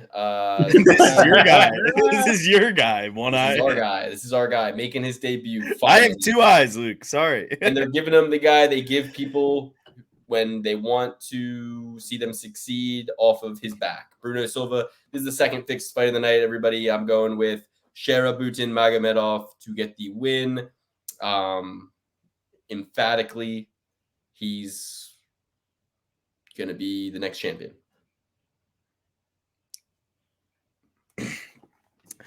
Yeah. He'll never get a title shot. I don't know. He's not going to be the next champion, but he will be a champion. All that's keeping Bruno Silva away from just getting brutally knocked out before the fight is just if he keeps an arm's length away from his wife at all times. Okay. Yeah. Isn't Sharaputin the guy who knocked the guy out? I don't think that was his wife. Huh? I think that was just something he saw. He was just being a Samaritan. No, yeah, I'm saying as long as Bruno Silva keeps an arm's distance away from his own wife in Abu Dhabi, you cannot be kissing. Let's not get into geopolitical relations. No, but that's a great video of him knocking out Save that it for guy. the Fine Tooth Comb Club. All right. Don't get geopolitical. Okay, so let's just talk There's about enough going on in the world. We'll talk about it on the Comb Club. Let's just talk about his. I'm sure I know your thoughts. You got any hot takes? Yeah, no. Let's save it for the Comb Club. No, I think he had every right to knock that guy out. No. I'm not talking about that. You don't even know what I'm talking about because you're not worldly at all. Anyway. Oh, yes, I know. Yes. Okay, so and you know my opinion. Yes. We'll save it for the Comb Club. Guys, you got to tune into that Comb Club. That's where we get real down, dirty, messy. Okay. Are you going with? You're not going with Silva. You said the one-eyed guy, the guy with one eye, just like you like that girl who walked out to Island Boys that one time. I mean, he's in the middleweight. He's in the middleweight division now, right? So okay, who's that guy in the middle? No, that's in welterweight. Bilal Muhammad. Maybe Bilal Muhammad. Another one-eyed freak, Bilal Muhammad. No, I just mean like this guy should be Bilal's hero. He's showing him like, look, you can fight with one eye. Yeah, him and Michael Bisping, and this is in the middleweight division. The middleweight division has only one person who has one eye who won a title, and I agree, Luke. I think this guy has what it takes. I think he's going to go out there and destroy Bruno Silva. But Bruno, please just respect Sharapudin. All right, I will pick Magomedov here. He still has his. What do you say? What is that? What is it in the middle? What eye is that? Is that the perennial? What is it third called? eye? The pineal the third gland. eye. What's the third eye pineal called? gland. Pineal gland. I was going to say always get it confused with the perennial nerve too. I was going to say the perennial nerve. I'm like, wait a minute, that's where O'Malley got kicked. That's not it. It's the pineal gland. He still got that, and I feel like it's stronger than ever. I mean, if this guy is coming out here making his UFC debut. He's got 11 fights under his belt. He's kicking ass. He's getting finishes. And now he's on a pay-per-view to start off his UFC career. This is the A side. Bruno Silva, a lot of power. Could be a little bit sloppy. Could be taken advantage of through that sloppiness. Bad positioning. I feel like this guy is going to ragdoll him, one way or the other. So give me my buddy. I'm going to try his first name. Sharabutin Magomedov. All right. Next, we got Trevor Peek taking on Muhammad Yahya. Now, we are seeing the exit of one Honey Yahya. So maybe we could do a fun nickname for him. Honey Yahya was kind of more like poppy and cute. So maybe Muhammad Yahya, we could go Momo Ya. Momo Ya. Or Mo Yahya. Like Yo Mama, Yo Ma. We could go Mo Yahya. Mo Yahya.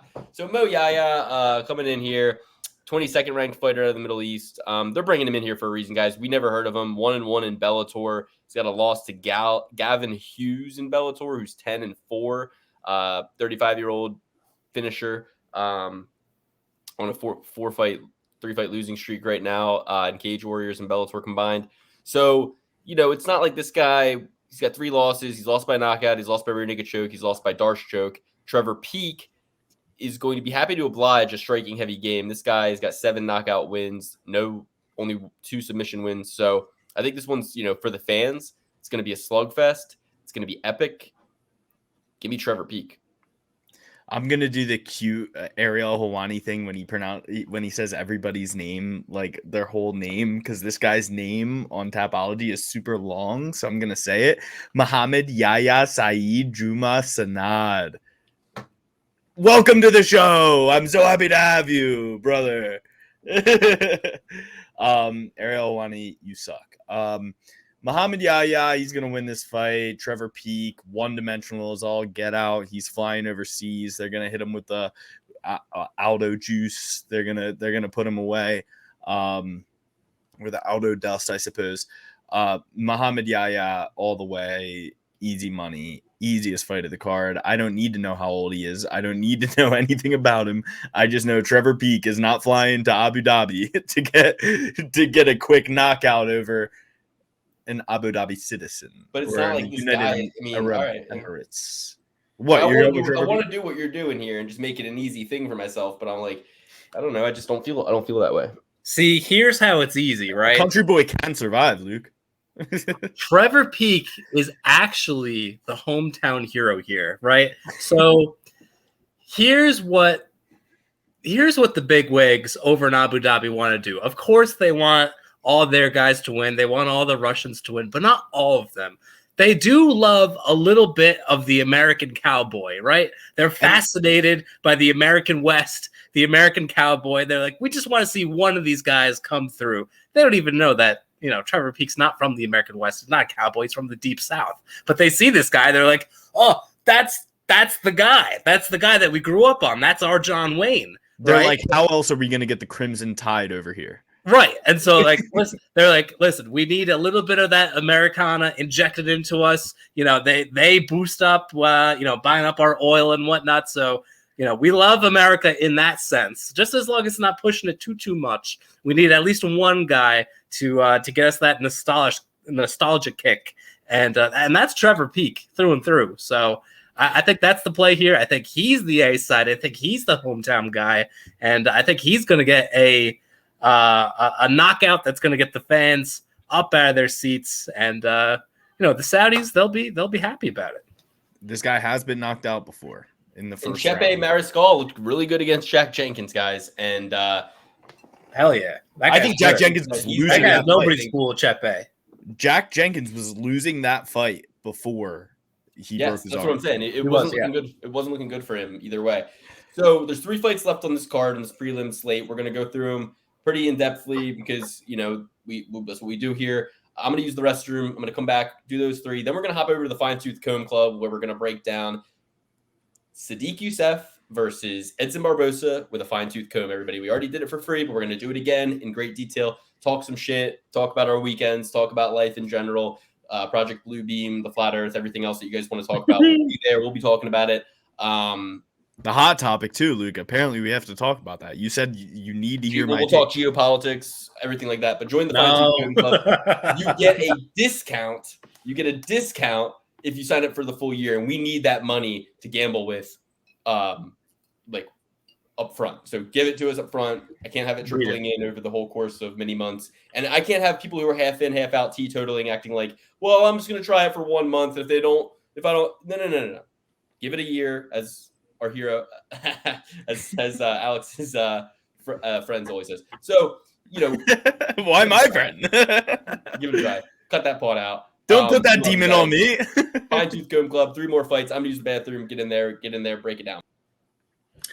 All right, let's do this. We got Anshul Jubli versus Mike Breeden. I will take this one away. Why's that funny? It's like you got a guy 7-0 versus a guy who's on a 3-fight losing skid. I mean, Dan. let me break this one down. Blow us away, Dan. Blow us away. Mike Breeden is going to come in real hot. No, obviously this is a day of Jubilee. Do we remember that one card that was in like Southeast Asia? We stayed up until like 3:00 in the morning. We like live streamed it and like nothing happened, but Jubli got the win. He looked damn impressive in that one. The wrestling was on point. Wow, it was a beautiful thing to see. Mike Breeden has just been a dumpster fire, his UFC career. Much respect to him. Anyone who steps into the octagon. Don't want to disrespect the man. No, don't respect them. I gotta respect them. I'm taking the Tuvon Anthony approach. I don't want to disrespect him. He's way tougher than me. He could kick the shit out of me. What? Because I've done like 11 jiu-jitsu classes. I think I'm better than this guy? No. You've only done 11. You started like before your wedding. I've done like 15. Okay. I didn't want to give out the specific number. That's 3 weeks of classes. That's 3 weeks. No, it's not 3 weeks. No one's going 5 days a week. I have a full-time job. I have a wife. Okay. I can't get there on time half the time. When I was in college, I would go 3 times a day, 3 times a week, and then 2 times a day every other day of that week. All right, well, how about this, you fuck? I'd be here on Mondays, but I'm doing this show. So that takes out 1 day a week. That's my excuse for not doing jiu-jitsu anymore. I'm like, I got to do the show. I'm researching. When I was in New York, when I was training at Marcelo Garcia Academy, 1 January, I did 40 classes in a month. Okay, when was the last class you took? All right, fuck you. There you go. So I'm going with I'm training in my mind like the guy on the Contender Series. Dan, when you get to I did see that, actually. I did see that. Like Curtis After, the daughter Dan, thing, you saw that? That was great. Yes. Guys, go watch Dan, Dogger when you Pass, get to all that blue stuff. belt, you'll understand. When you get to blue belt, you'll understand. I know. You know, Once you get your blue 90% belt, of you don't need to train anymore. 90% of blue belts quit before they get purple belt, and here's why: I because they know. realize, why am I going to keep coming here for 10 years? I know all the moves. I know all the tricks. I know everything you're going to tell me before you tell me it. Oh, pull the arm this way, pull the arm that way. Guess what? I've wrestled for 12 years, okay? You know how many new things you learn in wrestling at practice? Not zilch. You just practice the same shit over and over again. No need to go, okay? I got it all down. I got it all in a notebook. I know how to do it. Well, not to mention, I don't really want to learn how to beat up people who know jiu-jitsu. I'd just as soon be their friend. I only really need to know enough jiu-jitsu to beat up people who don't train and are pencil neck dorks. And I know enough to do that. So it's like, it's like some guy's better than me at jiu-jitsu. I'm like, oh shit, where do you train? Like, we should hang out. Let's be friends. Like, you're good. And like, no reason for us to fight. We're both 2 Sigma male alpha chads. Like, we don't need to, what are we doing here? Let's go bully some nerds. We're kidding, guys. No bullying. Obviously, YouTube, we're kidding. Mike Breeden, though, as you said, dumpster fire, knocked out by McKinney, decision loss to Natan Levy, KO loss to Alex Hernandez, no wins in the UFC to speak of, taken on an undefeated fighter with a very impressive UFC debut, knockout win. We've been talking about Anshul Jubli, the King of Lions, for a very long time. He's been floating around our Instagram reels. He's going to smoke out Mike Breeden. Let's not waste too much time on this. He's going to smoke him. Smoke him. I'll be having Jubilee over this one, Dan. Use your joke. Use your joke. Day of Jubilee. I mean, the biggest stain on Jubilee's record is that he went to a split decision against Kai Yo Pham. But if you look at that just a little bit deeper, you'll realize that's the South Korean fight organization road to the UFC that the Korean Zombie runs. He fought against a Korean in the finale for that to get to the UFC, yada, yada, yada, whatever. This guy's the real deal. He fought against 4 people that night. The ref, the judges, 5, and the fighter itself, and he still came out there and got a dub. He's going to go out there and get another dub. Next fight, Javid Basharat, the Snow Leopard, taking on Victor Henry. Victor Henry has some very impressive wins in the UFC. If you look at his win against Tony Barcelos, split decision 6 months ago against Tony Gravely. But he lost against Rafael Sunsao. He's 36 himself, a little over the hill. He's going to come in here a little bit outsized, undergunned against the Afghani Javid Basharat. I'm taking the Jake Shields prodigy, Javid Basharat, to win emphatically. Sometimes you can go out there and be a little bit too perfectionist, win by decision, control everything. That could be the situation here. So I don't necessarily want to take him by finish or by decision. I just think that he wins the fight and doesn't make you nervous at any moment throughout the entirety of it. I think it's going to be an outclassing by Javid Basharat.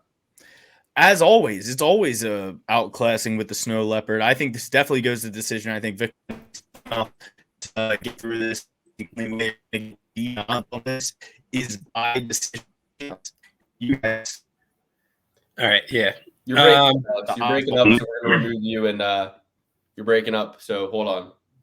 Dan, take us through it. Yeah, so seems like we're going to be triple P certified on this one.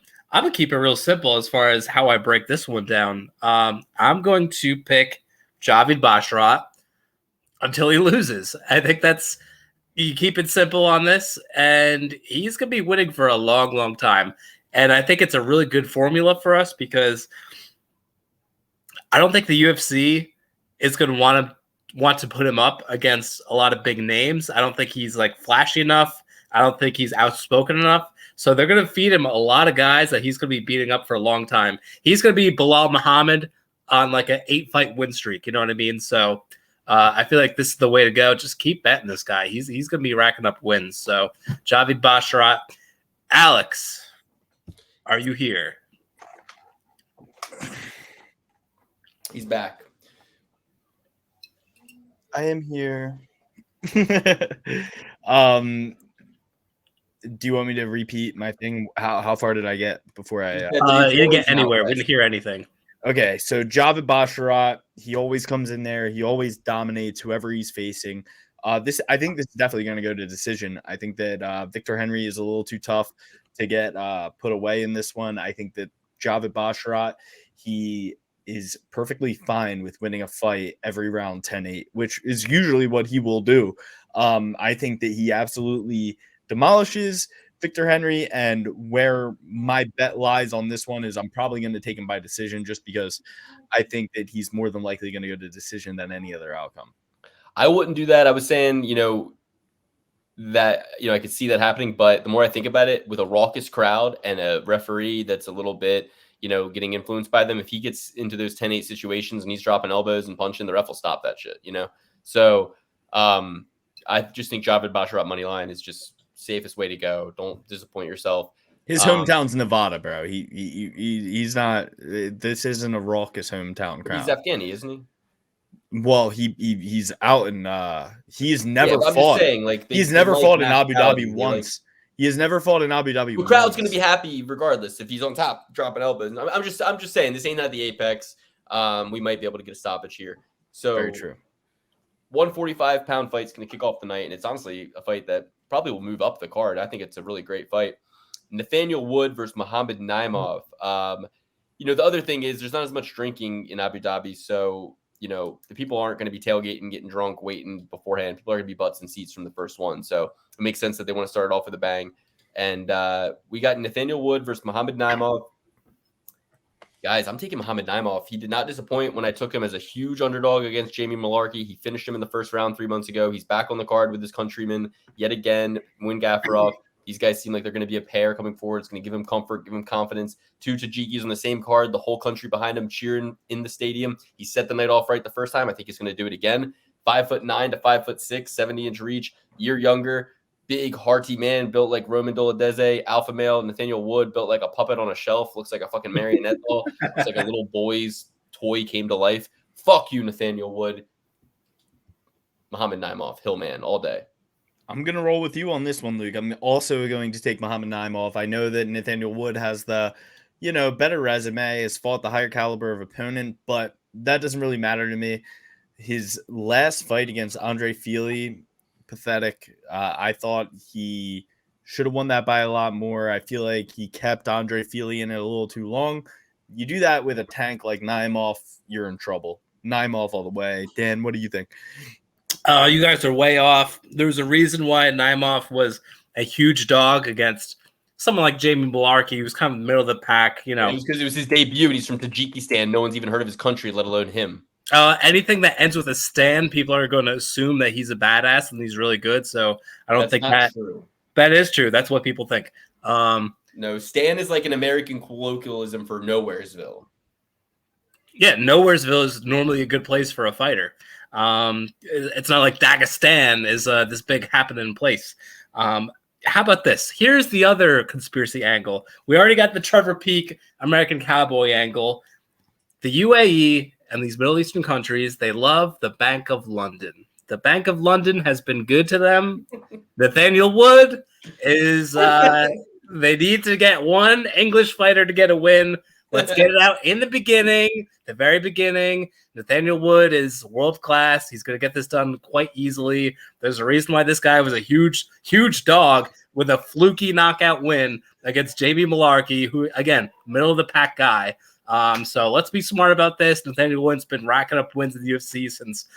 Yeah, he struggled with Andre Boy, California. He was Primo Band Feely, dude. He struggled with Andre. It's a bad matchup. It was his first fight. It was his first fight at featherweight, and Andre Feely is. And how he looks small as shit. He looks small shit, and this guy's a fucking huge featherweight. Way bigger than Feely. Way tougher than Feely. He was a huge dog because everybody loves the Australian fighters because they talk like they're from fucking fairy tale land, and everybody just loves all these Aussies. Oh, I love Robert Whittaker. It wasn't in Australia, though. Yeah, dude. Jamie doesn't matter. He's a favorite in every fight that he's in. He was a favorite. He was a favorite before he was rescheduled. I believe Jamie Malarkey was supposed to fight somebody else, and Naimov came in on short notice too. Okay, all that may be true. No, Jamie Malarkey you still can't knock off Dude, Jamie Mullarkey was originally a big underdog in that first match that he was scheduled for, if you remember correctly. Real quick. Jamie Mullarkey on that card was originally supposed to fight Guram Kutateladze. Jamie Mullarkey was the dog. Then they substituted him in with Naimov. Okay. What does that prove? That doesn't prove anything. Proves that that's the reason he was a big underdog, you dingus. No. It He was doesn't a at all. last-minute replacement. Listen, Every last-minute replacement. even if that point were true, which it's not, you still can't knock off my Bank of London theory, which holds As long very as that's strong. why you're betting on him, I'm okay with it. As long as it's not based on, who he thinks is a better fighter, and it's just that it's the Bank of London. Oh my God. Because Charles Rose, a decision, everybody finishes him. Charles Jourdain, decision, win. Andre Fili, decision. Yeah, he's win. a finesse fighter. He's a finesse fighter. He's not. And by the way, it's bantamweight. They don't get all that many finishes anyway. All right. He's not going to be able to finesse a guy who is just clubbing him to death. We'll see. We'll see if he gets there. He's not going to run off on the plug once, let alone twice, okay? All right, let's just take everybody through the full picks. I'm going to read the Triple B certified picks first, and you guys can let me know if there's... Actually, no, I'll do that last. My picks, top to bottom. Bottom to top. My picks, bottom to top. Mohamed Naimov, the Tajiki, starting it off. Mohamed Naimov, Hillman, number 1. Javid Basharat, Anshul Jubli, Trevor Peak. What's the first guy's first name? Magomedov with the one eye? Rupdin. Magomedov. Victoria Dudakova, Abu Azaitar, Mohamed Mokaev, Ikram Aliskerov, who was originally supposed to fight one Nazardine Imavov, which means Warley Alves is even more of a lamb to slaughter, short notice. Muin Gafurov, Magomed Ankalaev, Paulo Costa, and Charles Oliveira. My picks are Naimov, Basharat, Jubli, Yahya, Sharapudin Magomedov, Victoria Dudakova, Cedricus Dumas. Dan swayed me on that one. Mohamed Mokaev, Ikram Aliskerov. Dan swayed me on said Nurmagomedov. Note that if Dan swayed me on the 2 fights last week, I would have had a perfect parlay. That's right. Holy shit. Yeah. Johnny Walker, Paulo Costa, Islam Makhachev to top it off. Damn, you couldn't have swayed you on that Johnny Walker one, but okay. Damn. All right, we got Nathaniel Wood starting it off. Javid Basharat, Anshul Jubli, Trevor Peak. We have Mr. Magomedov, the one going up against Bruno Silva. Victoria Dudakova, Cedricus Dumas, Mohamed Mokaev. This is another ode to the Bank of London. Ikram Aliskerov, Said Nurmagomedov, Magomed Ankalaev, Khamzat Chimaev, and tentatively Islam Makhachev.